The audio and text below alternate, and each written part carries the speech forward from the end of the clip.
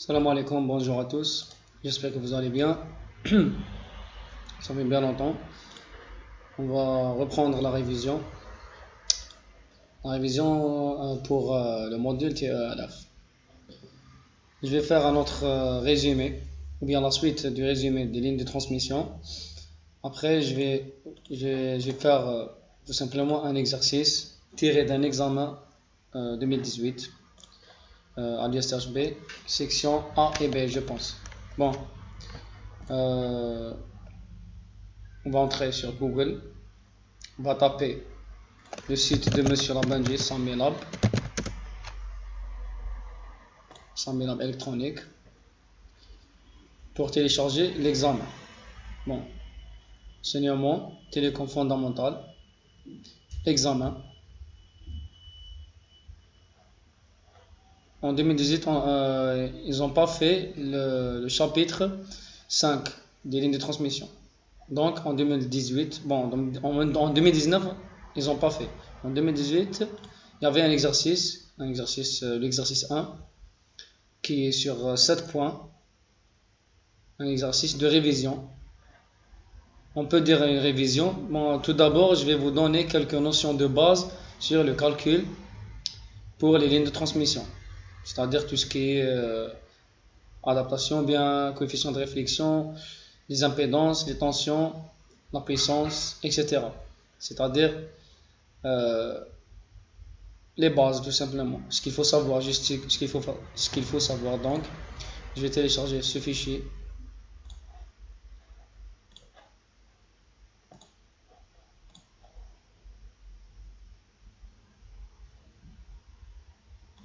Voilà, le voilà.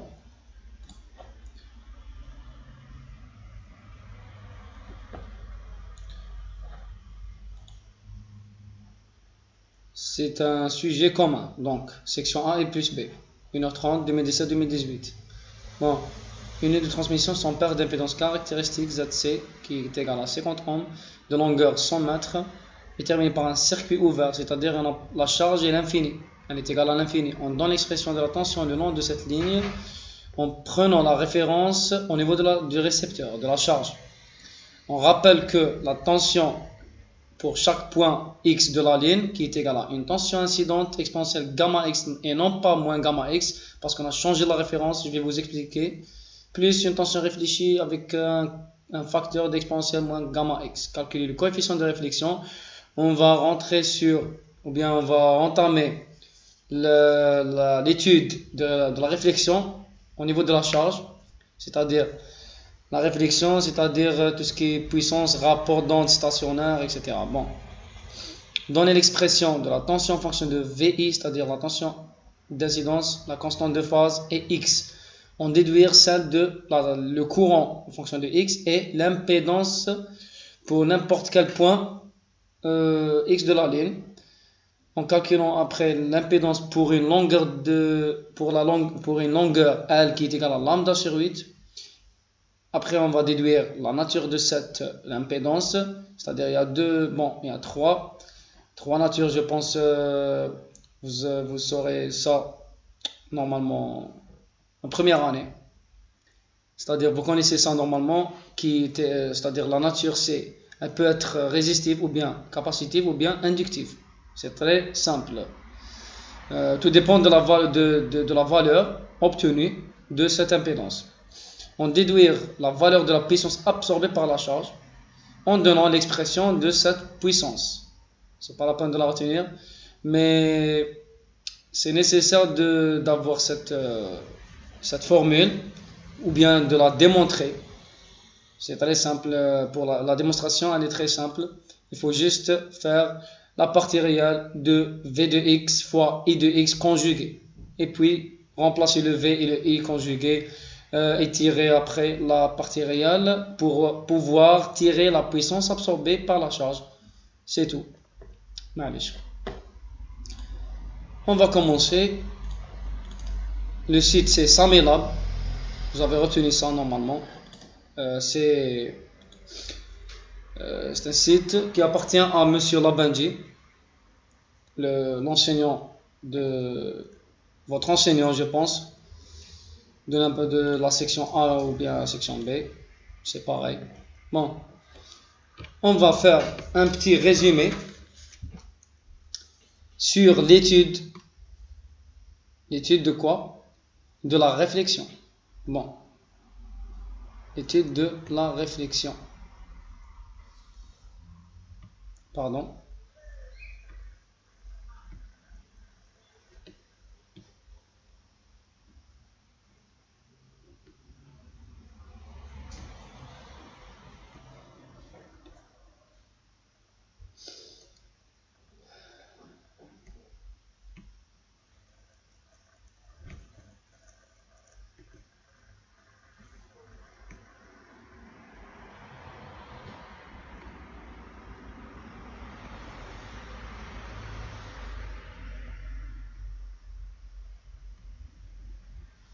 Bon, étude de la réflexion.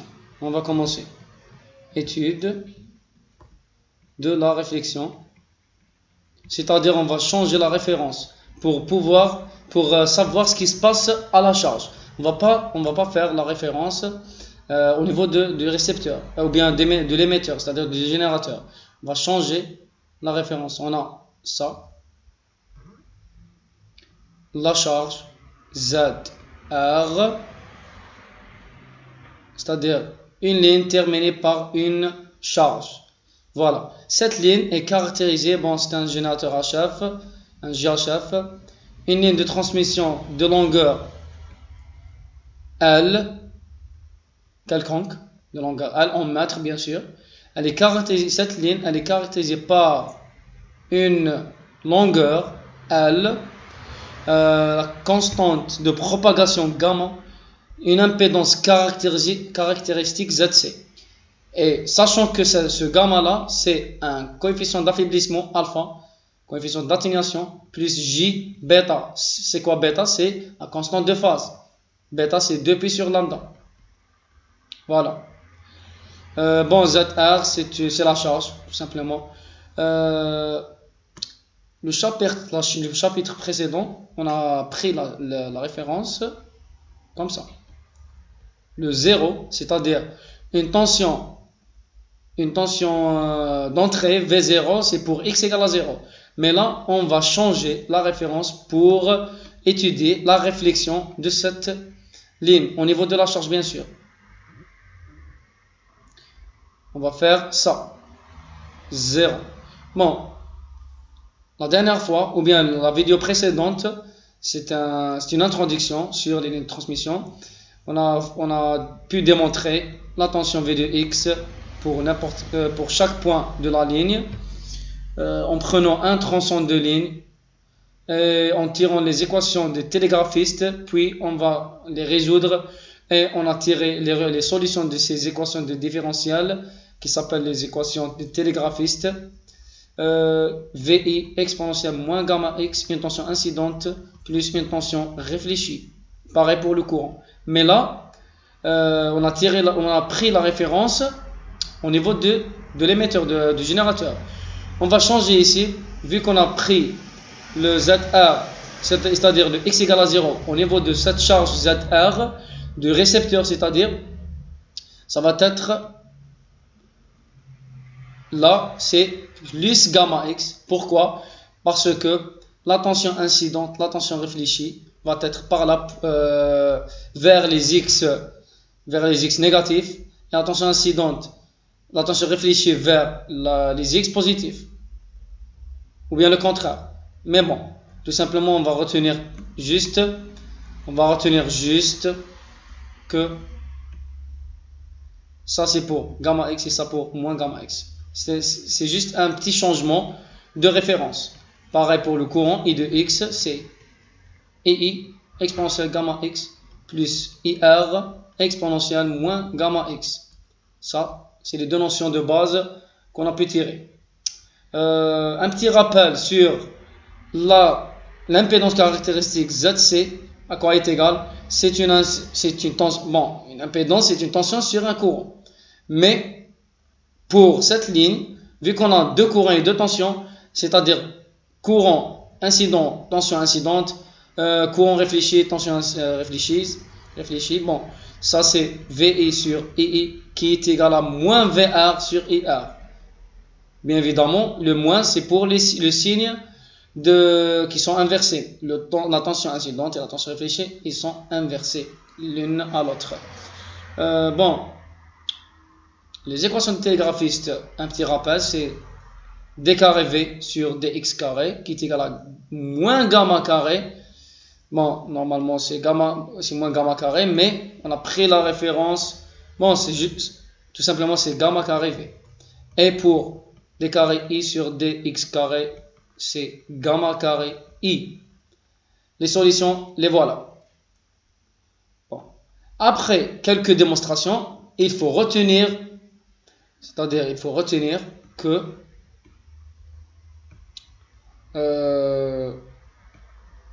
on peut calculer la tension V de X par une certaine loi VR. Bon, je me suis trompé. Pardon. Une tension, c'est-à-dire une tension au niveau de la charge VR, c'est ZR fois IR. Une tension, voilà, ZR, c'est VR sur IR, tout simplement. Bon. La tension, c'est, d'après la loi d'Ohm, c'est ZR fois IR. Voilà. C'est quoi la tension? La tension VR, c'est la tension au niveau de la charge. C'est pour X égale à 0. C'est pour X égale à 0. Ben voilà. Bon. VR, hein, pour X quelconque, c'est-à-dire VR, multiplié par cos hyperbolique, cosinus hyperbolique, CH, de quoi? De gamma X plus ZC IR sinus hyperbolique SH de gamma X. Voilà. Pour le courant, c'est simple de retenir ça. Il ne faut pas retenir les démonstrations, mais il faut savoir comment les démontrer pour pouvoir, c'est-à-dire tout simplement pour arriver à la IR CH gamma X plus VR sur ZC SH gamma X. SH de gamma X. C'est quoi le CH et le SH? Je pense que vous savez ça. C'est-à-dire, c'est quoi la cos hyperbolique? CH de X, c'est exponentielle X plus exponentielle moins X sur 2. Le SH, c'est exponentielle X moins exponentielle moins X sur 2. Voilà. Bon, une petite note, ou bien une remarque très importante dans les calculs. Parfois, on vous donne une ligne sans perte, une LSP. Une LSP. C'est un exemple. Ça veut dire quoi une LSP? Ça veut dire gamma égale à bêta J. Ça veut dire gamma, c'est un pur imaginaire. Un nombre pur imaginaire. J bêta, parce que alpha égale à 0 tout simplement. Donc, non, CH de gamma X, ça veut dire CH d'un J bêta, c'est, pardon, le CH de J bêta, c'est cosinus bêta X. Le SH de J bêta, c'est sinus bêta X. Donc, ça c'est les transformations du CH vers le cos. C'est-à-dire du cosinus hyperbolique vers le cosinus trigonométrique. Bon, moyen. Le cosinus hyperbolique d'un nombre imaginaire pur, c'est le cosinus bêta X.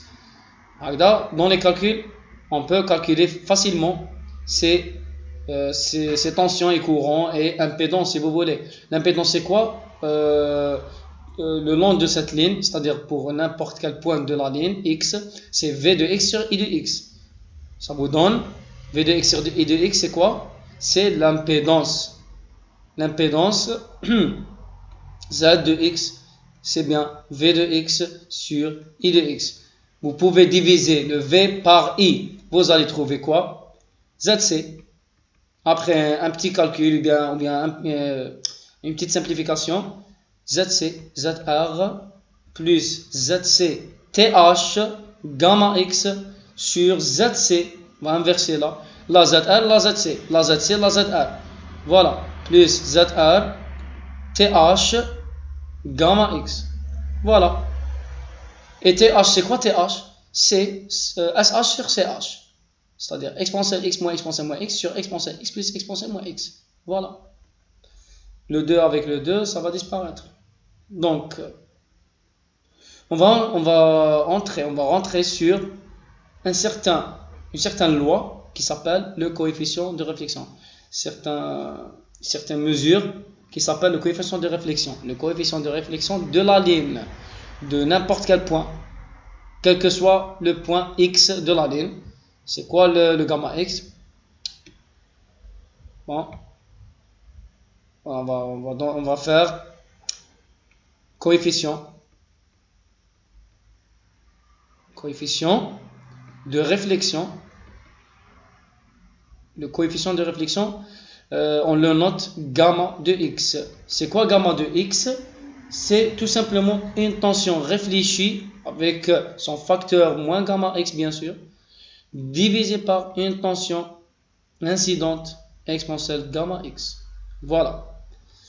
Sachant que, c'est quoi? C'est VR. C'est quoi la tension réfléchie divisée par la tension incidente? C'est ZR moins ZC divisé par ZR plus ZC. C'est très important ça. Ça, c'est très important. Il faut retenir ça et ça.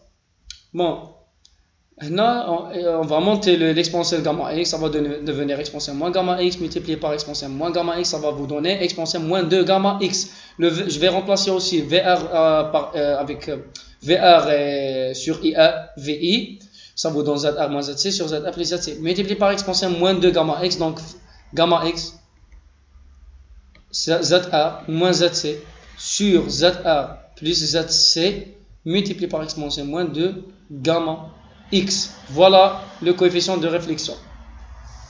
Tout simplement, c'est le rapport entre la tension réfléchie et la tension incidente. Voilà. C'est pour caractériser les régimes d'onde dans cette ligne. Les régimes d'onde. C'est-à-dire la variation de l'onde, ou bien la nature de l'onde. La nature de cette onde qui se propage le long de la ligne. Voilà. Donc, bon, on va donner deux valeurs particulières pour ce gamma-là. Deux valeurs particulières, ou bien deux valeurs particulières pour les modules de ce gamma. Il se peut que gamma R égale à 0. Ça veut dire quoi? Ça veut dire VR sur VI en module égale à 0. Ça veut dire le VI impossible, on a la tension incidente qui est nulle. On a toujours une tension qui se propage du générateur vers le récepteur, bien sûr.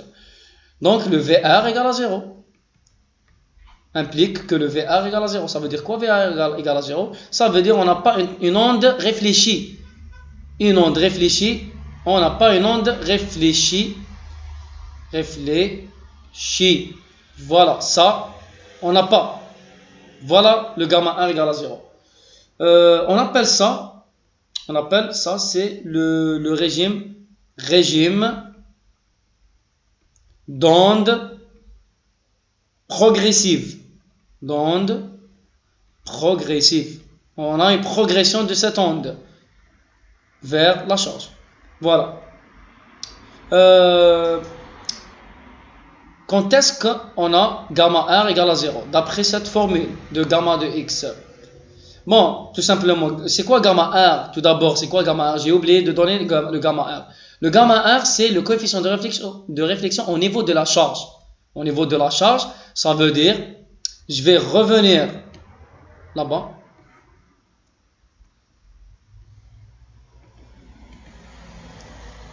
Le gamma R,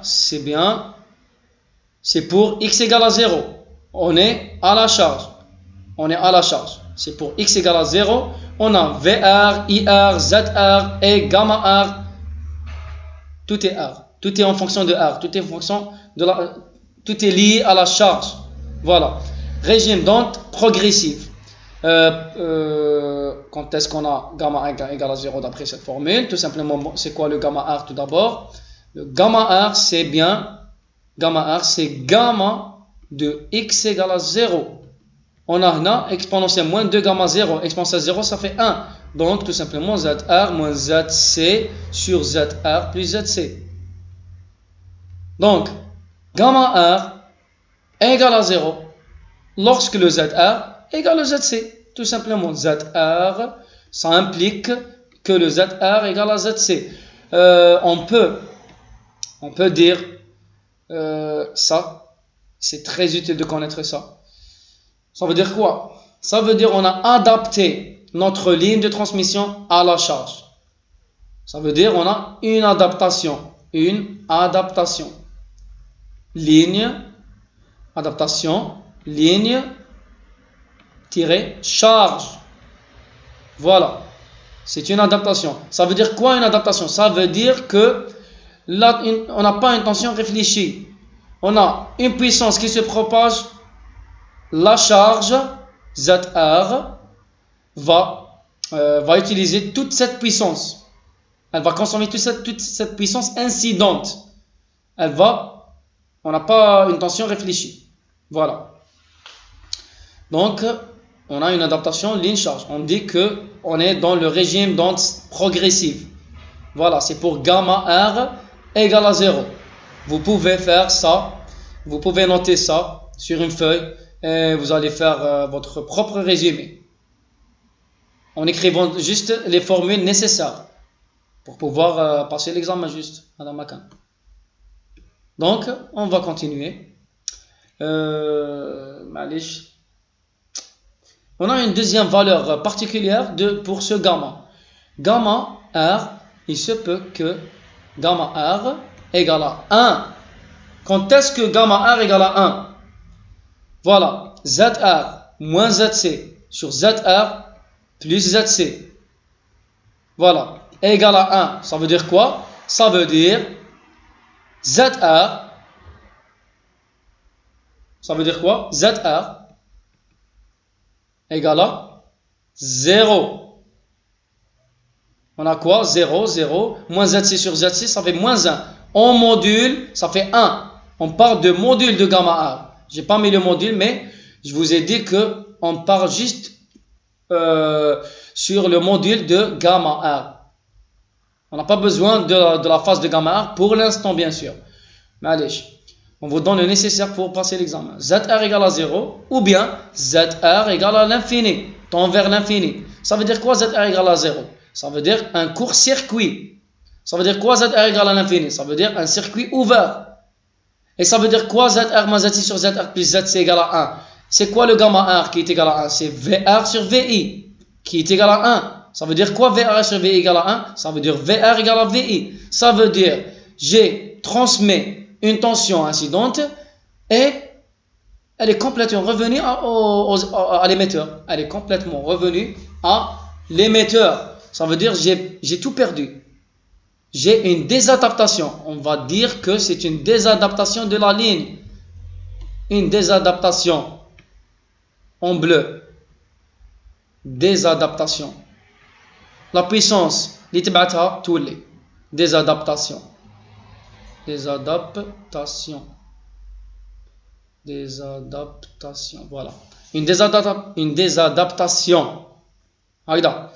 Donc la ligne elle n'est pas adaptée à la charge. Voilà, VR égale à VI.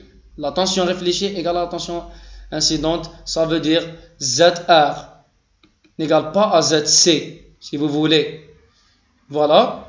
Ça veut dire, tout simplement, on a court-circuité la ligne, ça veut dire ZR, la charge égale à 0, ohm.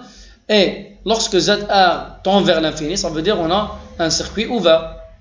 Donc, ces deux cas-là nous donnent une autre valeur particulière de gamma R, du module de gamma R qui est égal à 1. Ça veut dire la tension réfléchie égale à la tension incidente, tout simplement. Voilà.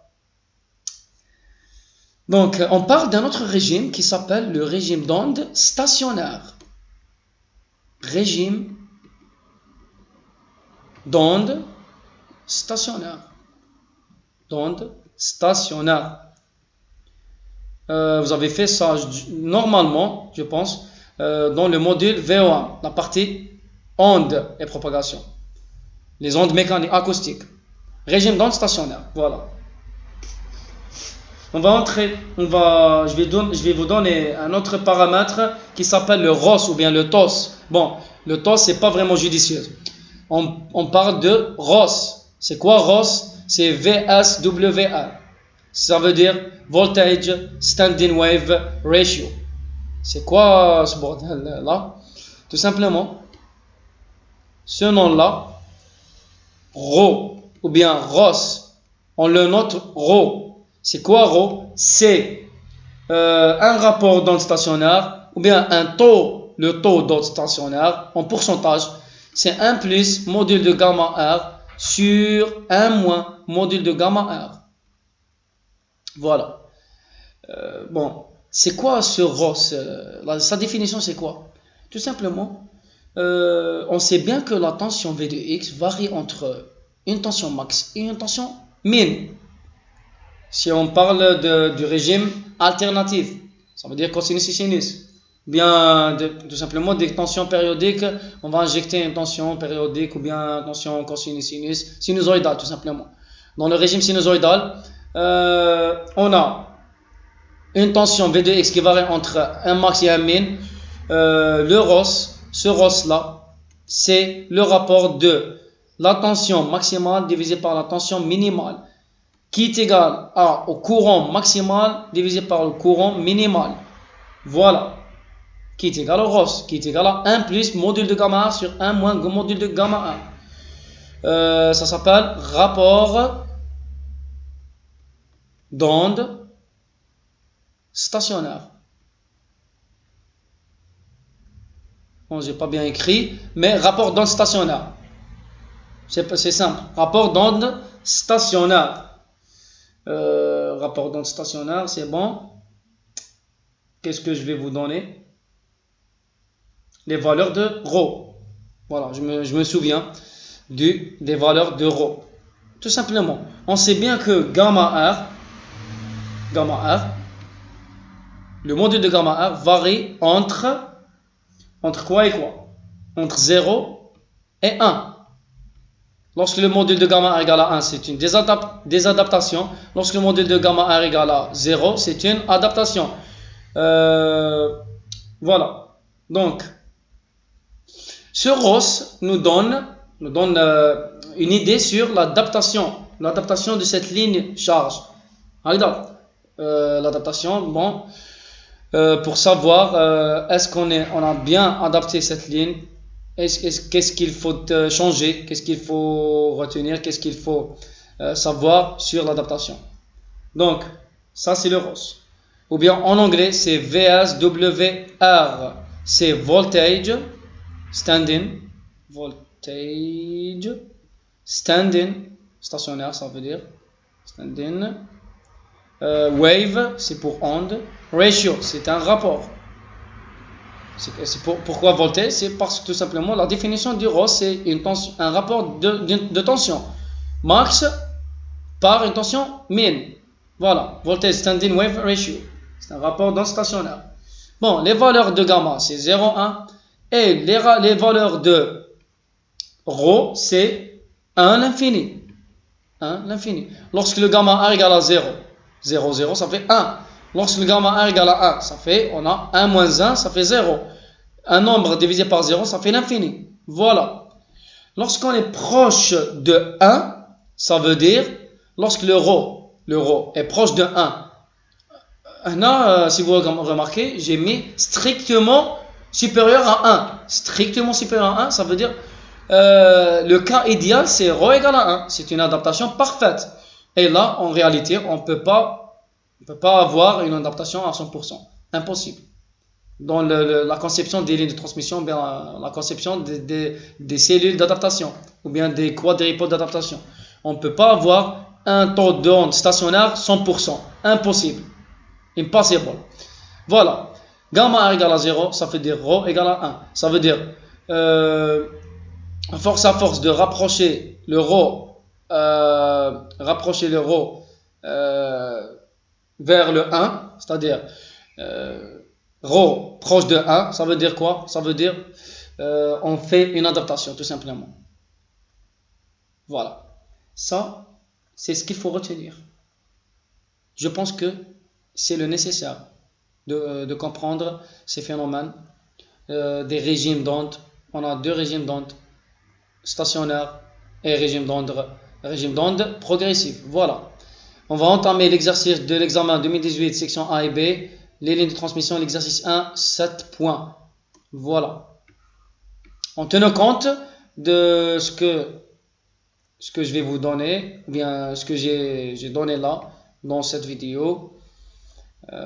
Voilà, effacer la zone de dessin. J'ai pas besoin. On va directement entamer l'exercice. On a mis 30 minutes dans cette vidéo, c'est un peu long, mais je vais corriger directement, c'est très simple parce que on a une ligne de transmission sans perte. Sans perte, ça veut dire quoi sans perte? Ça veut dire les calculs sont très simples. Voilà. Donc je vais dessiner un peu. Je vais dessiner. On a un générateur HF, une charge, ou bien on n'a pas une charge. Je pense qu'on n'a pas une charge. On a un circuit ouvert. Bon, terminé par un circuit ouvert. Voilà, un circuit ouvert. Circuit ouvert. Voilà, circuit ouvert, parfait. Donc, ZC égale à 50 ohms, L égale à 100 mètres. 100 mètres. Donc, les caractéristiques, les paramètres caractéristiques de cette ligne, c'est quoi? C'est ZC bien sûr, et gamma qui est égal à J bêta. Parce qu'on a dit, c'est une ligne LSP, ligne sans perte, ça veut dire alpha égale à 0. Voilà, un générateur HF, une ligne de transmission de longueur. Combien la longueur? C'est L égale à 100 mètres. Voilà, terminé par une charge ou bien un circuit ouvert. Voilà, circuit ouvert. Ça veut dire quoi? Circuit ouvert, ça veut dire Z égale à l'infini. Voilà, ça veut dire quoi Z égale à l'infini? À l'avance, je sais bien que gamma R égale à quoi? Égale à ZR moins ZC divisé par ZR plus ZC. Donc, lorsque je remplace l'infini sur l'infini, bon, on va prendre le plus grand degré divisé par le plus grand degré de ce polynôme-là, qui est égal à 1. Tout simplement, lorsque ZR tend vers l'infini, on a gamma R directement qui est égal à 1. Voilà. Ça veut dire une désadaptation. C'est un rappel de ce que j'ai fait avant. Donc, on vous a dit calculer le coefficient de réflexion au niveau de la charge, c'est gamma R, tout simplement. ZR moins ZC sur ZR plus ZC. Voilà. Donc, on déduit le rapport d'onde stationnaire. Le rapport d'onde stationnaire, qui est égal à combien? Le ROS, c'est ρ, c'est 1 blues module gamma R sur 1 moins module de gamma R, qui est égal 1 plus 1, ça fait 2. 1 moins 1, ça fait 0. 2 sur 0, ça fait l'infini. Voilà. Donc, gamma R égale à VR sur VI. Il faut juste savoir que le gamma R égale VR sur VI. Donc, on vous a dit dans l'expression de V de X, c'est ça le V de X, en prenant la référence prise au niveau du récepteur. Au niveau du récepteur, ça veut dire gamma VI, une tension incidente exponentielle gamma X, et non pas moins gamma X. Je vous ai dit ça au début de cette vidéo. Donc, on va exprimer la tension en fonction de VI, bêta et X. Voilà. Donc, on sait bien que V de X égale à VI exponentielle gamma X plus VR exponentielle moins gamma X, qui est égal. Je vais tirer directement. Bon, je vais modifier quelques paramètres là. Gamma, c'est quoi? C'est J bêta. C'est J bêta. Gamma, c'est J bêta.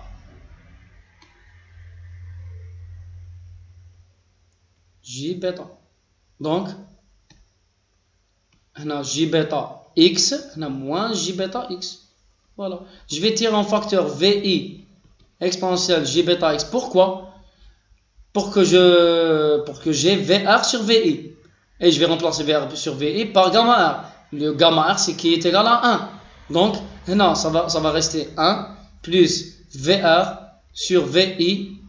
Regarde, exponentielle J bêta X là-bas, c'est-à-dire au-dessous, au dénominateur.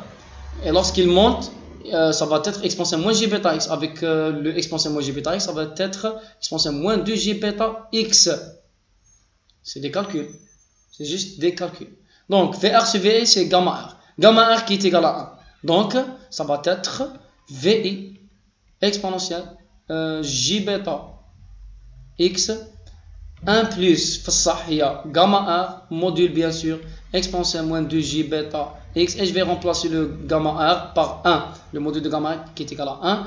Donc, V de X est égal à VI intention incidente exponentielle J bêta X 1 plus quoi 1 plus exponentielle moins 2J bêta X. Voilà, on a terminé. Pareil pour le courant et l'impédance. Voilà. Donc, pour la tension, ou bien le courant, pareil. Donc, on a tout simplement I de X, c'est quoi I de X? En tirant la tension incidente, c'est II exponentielle J bêta X, ça va être 1 moins. Pourquoi? Parce que tout simplement, gamma VR sur VI qui est égal à moins IR sur II. Voilà. 1 moins exponentielle moins 2J bêta X. Voilà. Et Z de X, c'est ça divisé par ça. V par I. V par I, V divisé par I, ça nous donne l'impédance en fonction de X et en fonction de bêta et en fonction de VI. Donc VI sur II, l'exponentielle, ça va disparaître.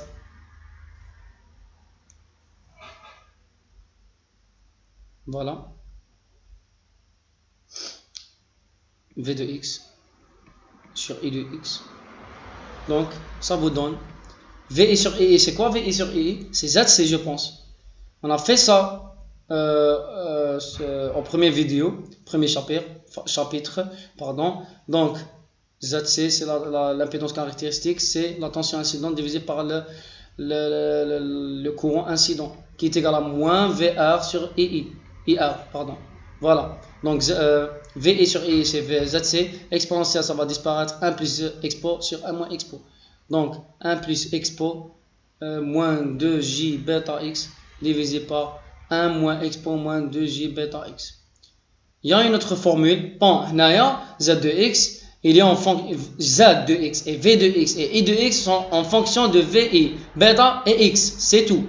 Mais lorsqu'on vous demande de calculer l'impédance d'entrée pour L égale à lambda sur 8, pour L égale à lambda sur 8, ça veut dire simplement la longueur qui est égale, ou bien X égale à lambda sur 8, on va juste prendre la formule de Z de X en fonction du tangente hyperbolique.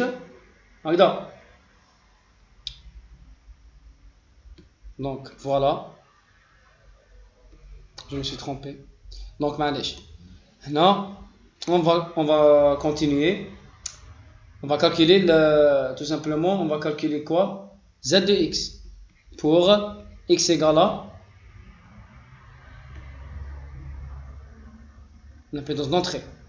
L'impédance d'entrée. On va calculer l'impédance d'entrée. C'est pour X égale à 0.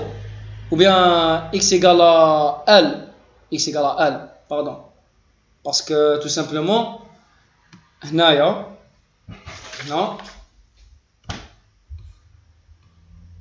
L'impédance d'entrée, c'est Z0. Regarde. Non. X égale à 0. X égale à L. Regarde. Voilà. L'impédance d'entrée, bon, c'est pour tout simplement X égale à L. Voilà. Z de X. C'est quoi la formule Z de X?